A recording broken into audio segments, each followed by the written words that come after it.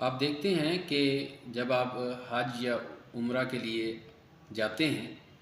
تو جب لوگ عمرہ کر رہے ہوتے ہیں تو اس وقت تو ضرورت ہوتی ہے کہ آپ اپنا دایاں کندھا جو ہے اس کو ننگا رکھیں، لیکن آپ دیکھتے ہیں کہ بعض لوگ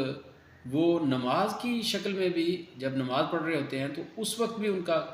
جو کندھا ہوتا ہے وہ ننگا ہوتا ہے، حالانکہ نبی مکرم صلی اللہ علیہ وسلم نے فرمایا کہ نماز جب آپ ادا کریں گے تو اس وقت آپ اپنے کندھوں کو ڈھانپ کے رکھیں گے اس کپڑے کے ساتھ، عمرے میں بھی اور حج کے اندر بھی جس وقت نماز کا ٹائم ہوگا۔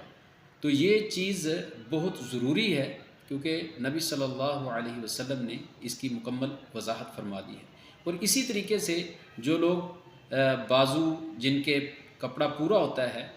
تو وہ کیا کرتے ہیں، وضو کرتے ہوئے کپڑے کو فولڈ کرتے ہیں، تو جیسے نماز کے لیے کھڑے ہوتے ہیں تو پھر وہ اس کپڑے کو نیچے نہیں کرتے، تو نبی مکرم صلی اللہ علیہ وسلم نے اس آستین کو فولڈ کرنے سے بھی منع کیا ہے۔ آستین کا مطلب یہ ہے کہ جس کے قمیص کے بازو پورے ہیں،